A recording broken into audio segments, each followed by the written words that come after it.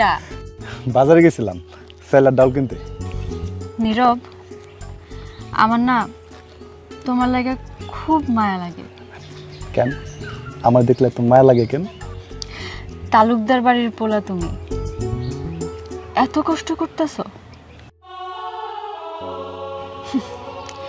তালুকদার চাচার কাছে তো কেউ সাহায্য চাইলে 5-10 কেজি চাউলের নিচে কেউ পায় না, অথচ আমার হাতে 1 কেজি চাউল আধা পোয়া ডাল, তাই না? শোনো মেলা, আমি আর আমার আম্মা যখন এই খাওয়ানটা খাই না তখন অনেক শান্তি লাগে। কিন্তু তুমি জানো না, কিন্তু কেন লাগে জানো? আমার মা আর আমার মনের মধ্যে না অনেক শান্তি। এখানে আমার বাপের কোনো চোখ রাখানি নেই। আমি আইজও জানবার পারলাম না চাচি আর চাচার মধ্যে কি লইয়া এত অভিমান, তুমি আর চাচার মধ্যে কিসের লাগে এত দূরত্ব। আমার বাপের জিগেও জানতে পারলাম না। আমি আমার মারে অনেকবার জিজ্ঞাসি, কিন্তু কিছুতেই কিছু কয় না। আইজ হোক কাইল হোক আমি একদিন জানতে পারবো, একদিন ঠিকই জানতে পারবো। আসল ঘটনা আমার জানতে হবে, আমি পারবো। আমি গেলাম।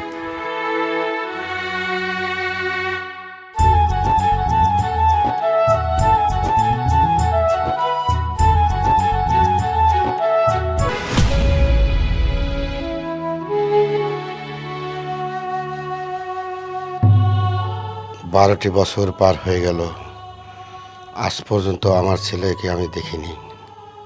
নিজের জেদকে বজায় রাখার জন্যে এতটি বছর ওই গ্রামের আশেপাশেও আমি যাইনি। আজ আমার সন্তানকে দেখার জন্যে মনটা বড় ছটফট করতেছে। আমি কি যাব এই রাতের অন্ধকারে চুপি চুপি নীরবকে দেখতে? যাব? হ্যাঁ, আমি যাব। আমার সন্তানকে আমি দেখতে যাব।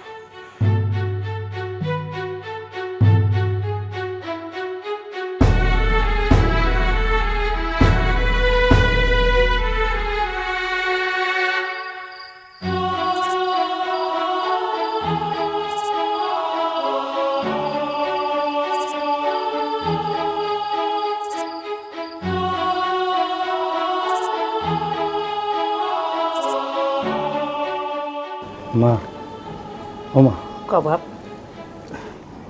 তোমার প্রত্যেক দিন আমি ডাল ভাত আলু ভর্তা খাওয়াই, তোমার খুব কষ্ট হয় না? না রে বাপ, আমার কষ্ট হইব কেন? তুই জোয়ান পোলা, সারাদিন লেবারি খাইটা এইসব খাওয়ান খাইস, কষ্ট তো তোর হয়। মা, এই যে তুমি আমার মুখে তুলে খাওয়া দিতেছো, এই ডাল ভাত আলু ভর্তারে আমার মনে হইতেছে মাছ মুরগির রোস্ট বিরিয়ানি। দাও দাও মুখে দাও।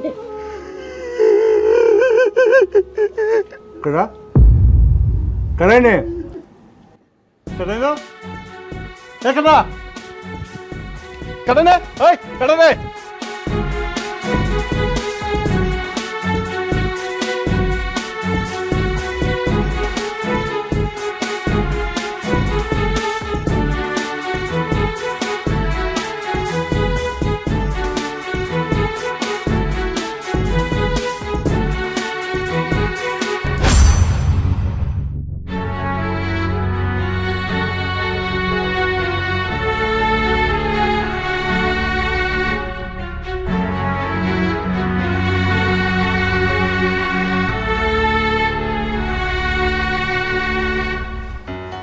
তুই হুদাই খাওয়ান তুই দৌড়েছিস, কেউ আসিল না, ভুল দেখছিস।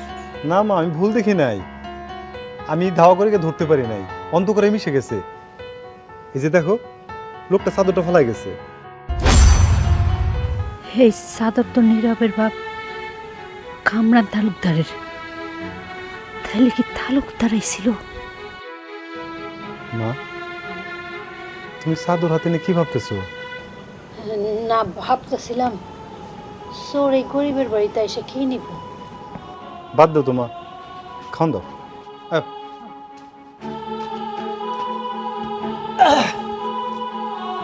কই মা? হ্যাঁ, আইতেছে। এ না এবার আমি তোমার খাওয়া দিই।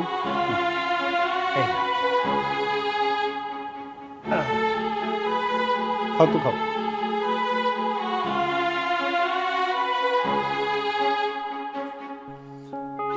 খাইতেছো না কেন মা? খাও। খাইতেছি।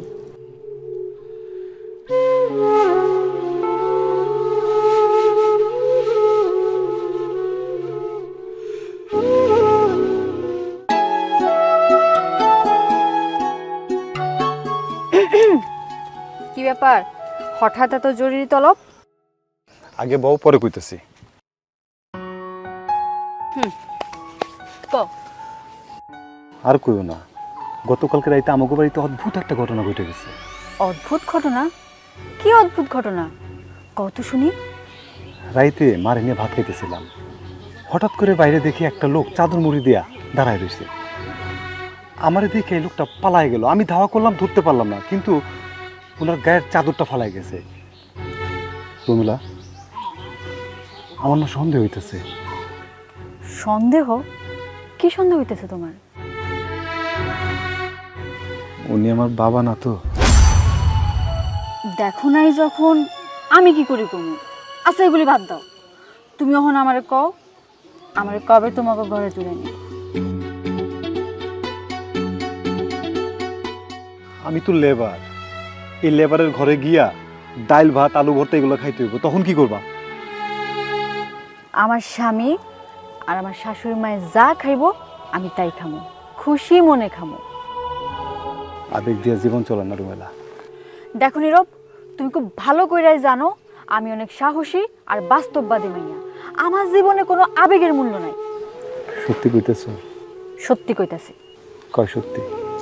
1 সত্যি, 2 সত্যি, 3 সত্যি। আমি না হাতটাই ধরলা না, কেমনে বুঝবো যে এটা সত্যি? এই তোমার হাত ধইরা কইতাছি সত্যি। তাইলে ঠিক আছে।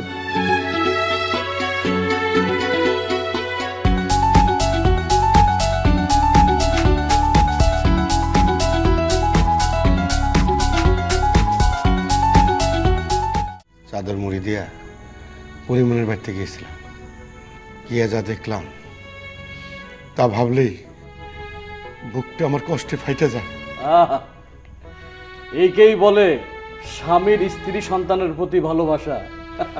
আমার ঘরে কত দামি দামি খাবার নষ্ট হয়ে যায়, আর আমার স্ত্রী সন্তান প্রতিদিন আলু ভর্তা ডাল দিয়ে ভাত খায়। এটা নতুন কি আছে কও? নীরব নীরব করে লেবারি কাজ, আর লেবারি কাজ করে যে কয় টাকা পায় এই কয়টা দিয়া ডাল চাল কিনে নিয়ে যায়, এগুলা তো তাদের নিত্যদিনের খাবার। তুমি চুপ করো ব্যাপারী, তুমি চুপ করো। এখন কি করা যায় সেইটা বলো। আচ্ছা, তোমারে আমি কোনো কথা বললে তুমি কখনো রাখছো না রাখবা? ওই দেখো না, পাথরের মূর্তির চোখে পানি। শোনো তালুকদার, মান অভিমান সবকিছু ভুলে যায়, ভাবি আর ভাতিজারে তোমার বাড়িতে নিয়ে আসো। না না, এই তালুকদার স্ত্রী সন্তানের কাছে হার মানবে না। হার মানবা নাকি? তুমি তো হাইরেই গেছো। তুমি কি মনে করতেছো তুমি কি জিতে আসো? তুমি মোটেও জিতে আসো না, তুমি মোটেও জিতো নাই। শোনো, তুমি যদি না হারতা তাহলে তোমার চোখে পানি থাকতো না। আর যে অন্ধকার রাইতে চাদর মোড়ে দিয়া সোরের মতো যাইয়া বউ বাচ্চারা দেখতে যাইতা না। ব্যাপারী, তুমি আমার হয়ে একটা কাজ করে দিবা? তুমি বলো তো, তোমার কোনো কাজ কি আমি না করে রাখছি? এখন বলো কি কাজ করতে হবে সেটা আগে বলো। নাও ব্যাপারী। টাকাগুলো আমি না হলে নিলাম, কিন্তু আমার মনে হয় না ভাবি এই টাকাটা নেবে। ব্যাপারী, তুমি একটু চেষ্টা করো ব্যাপারী। ঠিক আছে, দেখি, চেষ্টা করে দেখি দিয়ে আসতে পারে কিনা। তা আমি গেলাম। হ্যাঁ, আল্লাহ হাফেজ। আল্লাহ হাফেজ।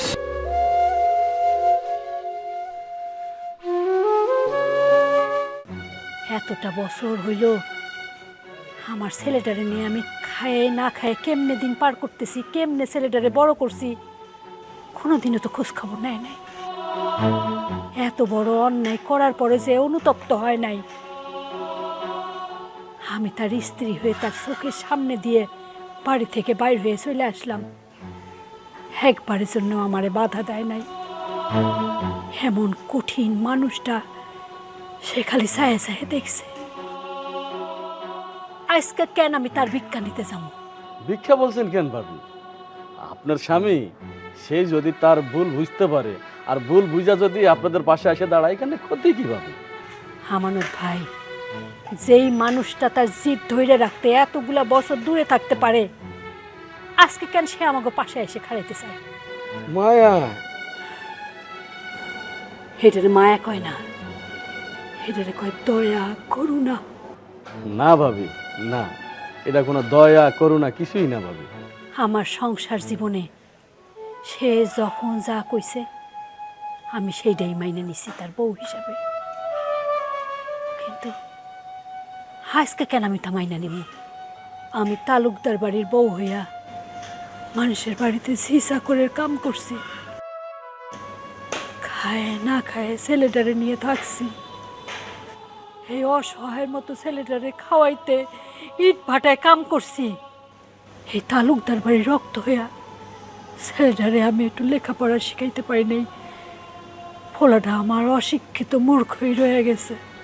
ভাবি, আপনি যা যা অভিযোগ করছেন না, সব অভিযোগে সত্য।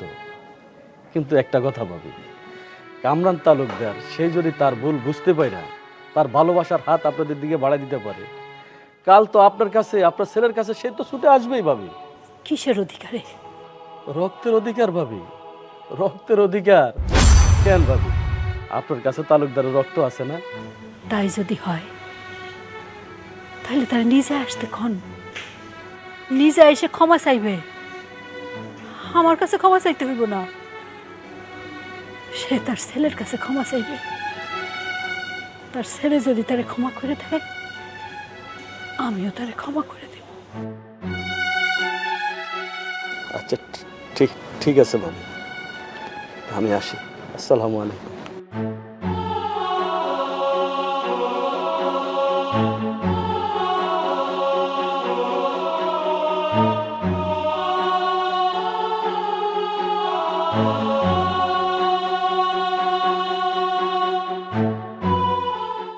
তুমি কি ভাবছো?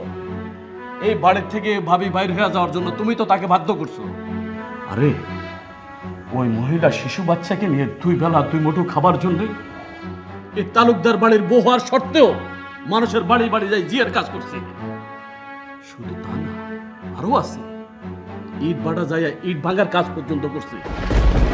আর তোমার একমাত্র ছেলেকে লেখাপড়ার খরচ চালাইতে পারে না দেখে সে অর্ধমূর্খ হয়ে আছে। শোনো তালুকদার, দূরে বৈশা বৈশা এত আবেগ ভালোবাসা দেখাইয়া এইসব কিছুর সমাধান করতে পারবা না। রেখো কথাটা। ব্যাপারী, হ্যাঁ তালুকদার, হ্যাঁ, তোমার এই কৃতকর্মের জন্য, কৃতকর্মের ক্ষমা চাওয়ার জন্য বাবির কাছে যাওয়া, তো তোমার মঙ্গল হবে। ব্যাপারী, আমি কোন মুখ নিয়ে ওদের কাছে যাব? তালুকদার, ওই ভদ্র মহিলার কাছে তোমার সবচেয়ে মূল্যবান জিনিস আছে, তোমার রক্ত, তোমার ছেলে। রক্ত? তাই তো, হ্যাঁ, আমি যাব আমার রক্তের কাছে, আমার রক্তের অধিকার নিয়ে যাব। ক্যান্সেলের সামনে এসে সাহস করে কইতে পারো নাই আমি তোর বাবা অপরাধী, আমার তুই ক্ষমা করে দে রে বাপ, আমার তুই ক্ষমা করে দে। কেন কইতে পারো নাই? কেন তোমার সাথে ছেলেরা টুকায় আনতে হয়েছে? আমি যাই না, কইতে পারলাম না এটা কারো চাদর না, তোর বাপের চাদর। ওই লোকটা শোন না, ওইটা তোর বাপ, ওইটাই তোর বাপ।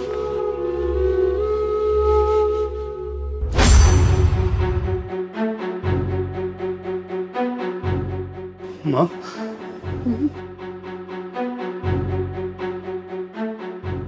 ওই দিন তুমি আমারে কম নাই, কিন্তু আমার সন্দেহ হয়েছিল।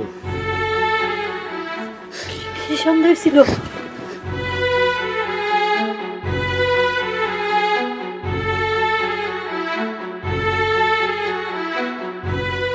এটা আমার বাবার চাদর।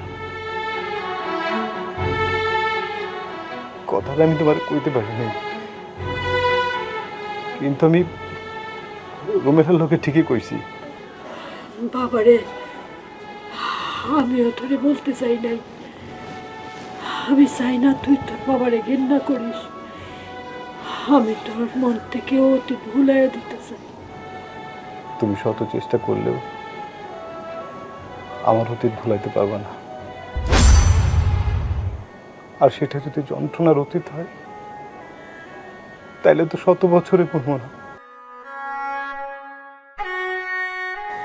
মা, আজকে তোমার কইতে হইব, বাবার সাথে তোমার কি এত দূরত্ব?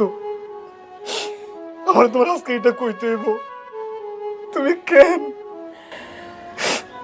কেন তালুকদার বাড়ি থেকে চলে এসো? বাবার কি এমন অপরাধ? না, চুপ করে থাকলে হবো না মা, তুমি আর চুপ করে থাকো না। আমার কও তুমি সত্য ঘটনাটা, কি নির্মম ঘটনা আমার তুমি কইলা কও, আর চুপ করে থাকো না। এই ঘটনা যদি তুই জানিস, তাহলে তোর বাবার প্রতি যে শ্রদ্ধা সম্মানটুকু আছে সেইটুকু থাকবো না রে বাবা। যার সাথে কোনো সম্পর্কই নাই, তার কাছে এগুলোর মূল্য নাই। কও না মা, তুমি কও না। ঘটনা চক্রে তোর বাবার সাথে একটা মায়ের সম্পর্ক হয়। এক সময় ওই মাইয়াটারে নিয়ে বাড়িতে উঠে। আমি স্ত্রী হয়ে এইসব সহ্য করতে পারি না। একদিন গভীর রাতে দেখি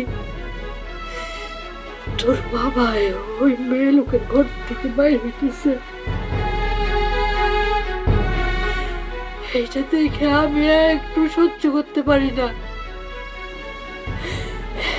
কাপড়ে তোর হাত ধরে ওই রাতে ওই বাড়ির থেকে বাইরে হয়ে আসে। আর কোনোদিন ওই বাড়ির মুখ ওইটা। কান্দো মা, কান্দো, বুকটা হালকা হইব, অনেক হালকা হইব মা, কান্দো।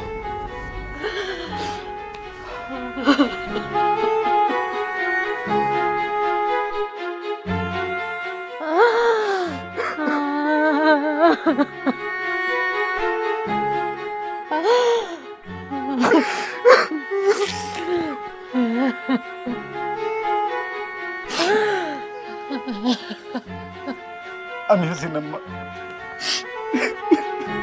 ভাবি, ও ভাবি, আরে বাইরে আসেন, দেখেন কারো লই আইছি। দেখেন ভাবি, কামরান তার সমস্ত ভুল বুঝতে পারছে। এখন আইছে তোমা করে নিয়ে যাও না। কিসের অধিকারে?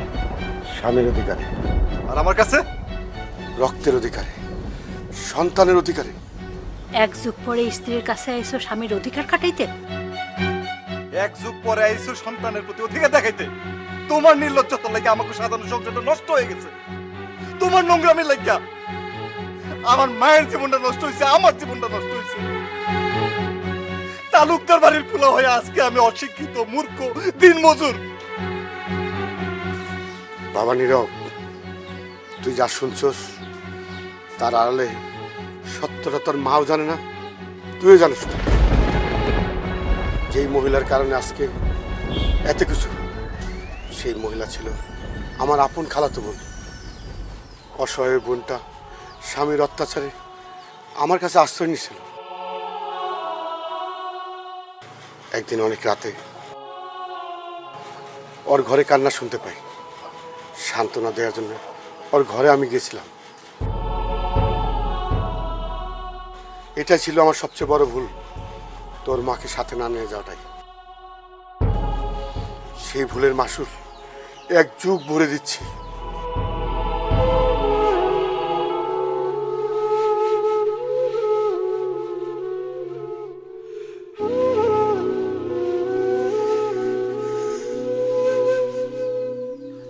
ভাবি, এখনো কও তোমরা তারা ক্ষমা করবা না? হ্যাঁ বাবা, আয় আমার বুকে আয়। তোরাই তো তালুকদার বাড়ির সবকিছু, পাহাড় নিশ্চয় সবকিছু তোর জন্যে।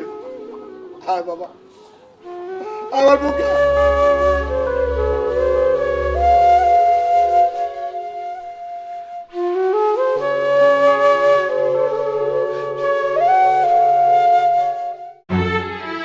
বাবা, আমি না যাই না বুঝা তোর অনেক কথা কয়ে বলাইছি, তুমি আমার মাফ করে দিও।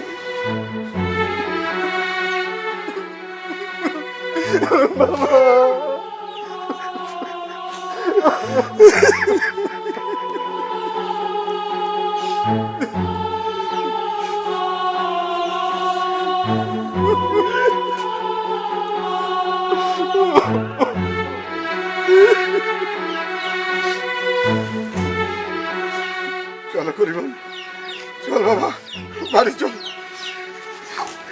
নীরব, আমার নিবা না? মনে মানে চল মা, তুই আমার সাথে চল।